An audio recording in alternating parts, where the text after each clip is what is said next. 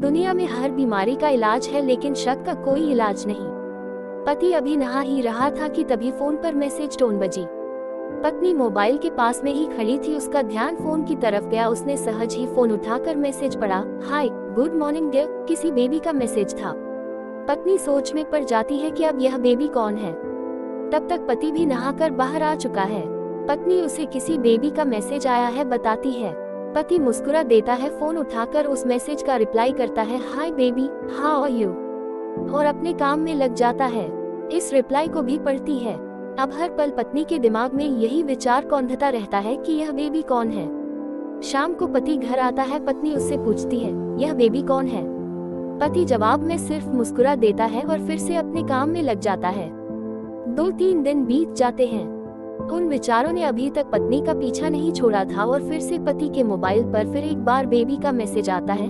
आज तो मिलोगे कि नहीं, तुम्हारी बहुत याद आ रही है। इस मैसेज ने आग में घी का काम किया। पत्नी का शक और भी ज्यादा पक्का हो गया। बीच बीच में ऐसे मैसेजेस का आदान प्रदान होता रहता और पत्नी के मन में शक की जड़ें और गहरी होती गई। पति पूछने पर भी जवाब में सिर्फ मुस्कुराहट के और कुछ नहीं कहता। पत्नी सोच में पड़ जाती है कि अब यह बेबी कौन है। तब तक पति भी नहाकर बाहर आ चुका है। पत्नी उसे किसी बेबी का मैसेज आया है बताती है। पति मुस्कुरा देता है, फोन उठाकर उस मैसेज का रिप्लाई करता है, hi baby, how are you, और अपने काम में लग जाता है। इस रिप्लाई को भी पढ़ती है। अब हर पल पत्नी के दिमाग में यही विचार कौंधता रहता है कि यह बेबी कौन है। शाम को पति घर आता है। पत्नी उससे पूछती है, यह बेबी कौन है। पति जवाब में सिर्फ मुस्कुरा देता है और फिर से अपने काम में लग जाता है।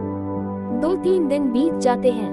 उन विचारों ने अभी तक पत्नी का पीछा नहीं छोड़ा था और फिर से पति के मोबाइल पर फिर एक बार बेबी का मैसेज आता है। आज तो मिलोगे कि नहीं, तुम्हारी बहुत याद आ रही है। इस मैसेज ने आग में घी का काम किया। पत्नी का शक और भी ज्यादा पक्का हो गया। यह शक गुस्सा बनकर तब ज्वालामुखी की तरह फट पड़ता है जब एक दिन उसे अपने पति की जेब में सिनेमा की 2 टिकटें मिलती है। पत्नी अपने पति से बहुत झगड़ती है। पति उसे समझाने की कोशिश करता है, लेकिन वो कोई भी बात सुनने को तैयार नहीं है। पति को भी उस पर गुस्सा आ जाता है और यह झगड़ा और भी ज्यादा बढ़ जाता है। गुस्से में पति घर से बाहर निकल जाता है। पत्नी का गुस्सा पति से कई गुना ज्यादा है। तुरंत वो अपना सारा सामान पैक करती है, एक चिट्ठी लिखती है कि मैं मायके जा रही हूँ हमेशा के लिए, और पति का घर छोड़कर चली जाती है। गुस्सा शांत होने पर जब पति घर आता है तो चिट्ठी पढ़कर उसके होश उड़ जाते हैं। 10 दिन बीत जाते हैं और गांव के उस घर पर डोरबेल बजती है जहां पत्नी रहने चली गई है। पत्नी दरवाजा खोलती है। दरवाजे पर 10 साल की एक छोटी बच्ची हाथों में चिट्ठी लिए खड़ी है। वो पत्नी को वह चिट्ठी देती है।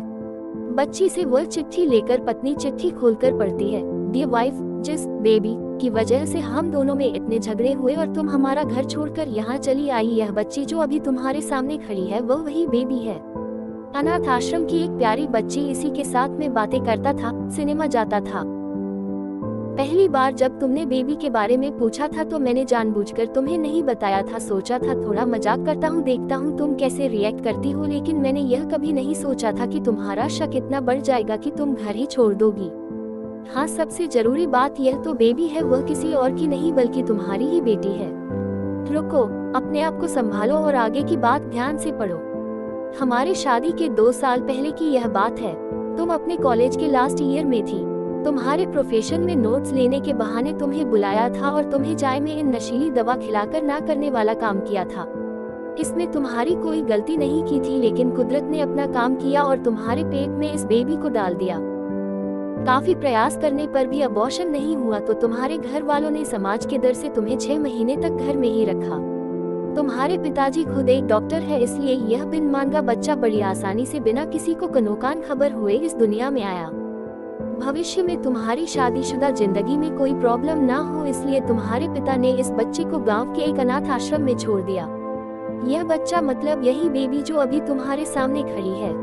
अगर अभी भी विश्वास नहीं हो रहा है तो इस बच्ची के गाल का वो तिल देख लो जो शायद तुमने उसे आखिरी बार रोते हुए देखा होगा, या फिर अपने पिताजी से पूछ लो। पत्नी जल्दी से उस बच्ची को पास में लेकर उसके गालों का तिल देखती है। उसका मन भर आता है, उसकी आंखों में आंसू आ जाते हैं, लेकिन अभी भी चिट्ठी बाकी है इसलिए वह आगे बढ़ती है। मुझे पता है अभी भी तुम्हारे मन में यह सवाल उठ रहा होगा कि यह सब मुझे कैसे पता।